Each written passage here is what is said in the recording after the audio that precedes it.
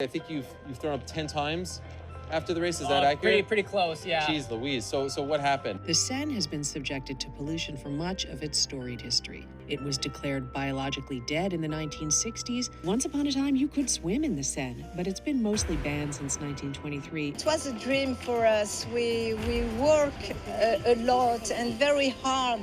I just happened to swallow a bunch of water in the race. You've thrown up 10 times? The $1.5 billion river restoration project, before humans knew how to protect our waterways, we knew how to make them filthy. The city of Paris just spent $1.5 billion to clean the Seine River, but they just had to cancel the trial run before the men's and women's marathon 10-kilometer swim. What is going on in Paris? What is in the water that has already hospitalized a few of the athletes in the triathlon segment? There's a lot of drama. Let me know what you guys think down below in the comments, and let's go ahead and get right into it. You can see some athletes right here diving in the water. This is the triathlon race that already happened in the river. There were a few triathlon events, and there were also some relays, and some of the athletes were not only complaining about the cleanliness of the water, is this safe for the athletes to actually participate, but a few of them unfortunately did end up in the hospital, and a few of the teams actually were withdrawing and pulling out of the race. So let's give it a little bit of context here. What are we looking at? This is the race plan for the 10-kilometer swim that is yet to happen, and we don't know if it's going to happen because they just canceled the trial run. Let's go ahead and zoom right in here. You can see where the athletes are going to start, and this is a 1.67 kilometer loop that the athletes are going to go through. It looks pretty cool. A lot of spectator opportunities. As you can see, they swim here between the buoys. This right here is 595 meters. Then they go around this turn. This is a 40-meter turn.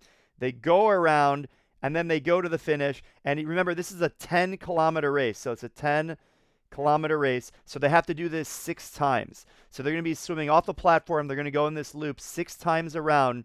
And the goal is to win the race. But what if you never get a chance to even try out this course as an athlete? This is a new environment. Obviously, swimming has been banned in the river. A lot of efforts by the mayor. We saw her just a month ago swimming in the river to make a PR statement that it is clean. And you might be wondering, how does this even happen? Why does the river get so dirty to the point that you can't even swim in it? There's E. coli. Does that mean there's some bad stuff in the water? And what happens is, in these older cities, even happens where I live, that the sewer system and the drainage system, these are connected systems. And so when it rains a lot, basically all of the excess waste from the sewer system is dumped into the water. In this case, it's the Seine River.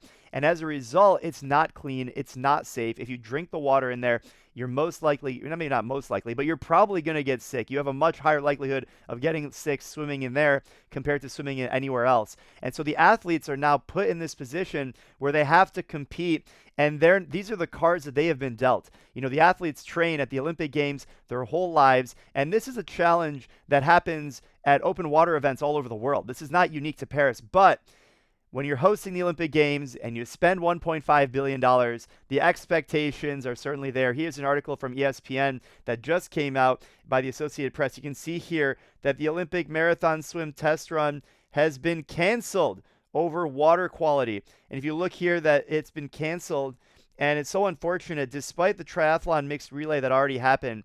You can see here the devastation. Here's another article from World Aquatics, and really it was their decision to cancel the marathon swimming familiarization session. And really that's just fancy talk for trial run, to give the athletes a chance to go ahead and do a few loops around this course. Now, if you look at it more specifically, what are we talking about? E. coli levels.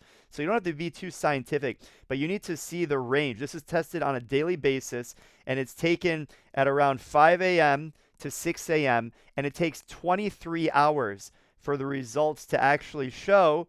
And so what happens is by 4 a.m. the following day, you actually get a chance to know, is the water safe enough today? Now, you might be thinking to yourself, how is this possible? Why are they so, incompetent that one day it's clean, one day it's not clean? What are they doing? A lot of this does actually depend on the weather, because remember, we're talking about wind, we're talking about currents, the rainwater. The weather has really been unfortunate during these Paris Games. If you remember, during the opening ceremony, it was actually pouring rain. And so rain does not clean out the river, what happens is all of that rain gets drained somewhere.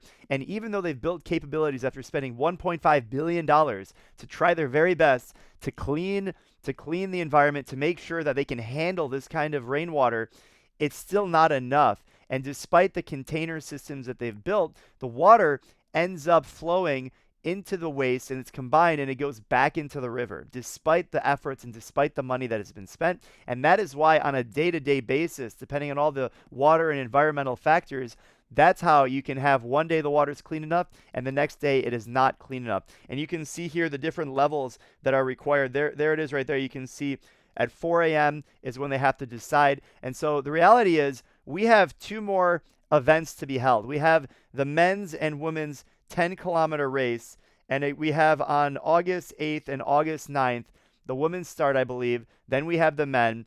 There are a couple of dozen athletes that will be competing in this. More specifically, we have athletes from all the countries, and I want to know what you guys think down below in the comments. Is this safe for the athletes to compete? Did Paris drop the ball? Did they do everything that they could? What we know as of now is the event will still continue by the time you're watching this video.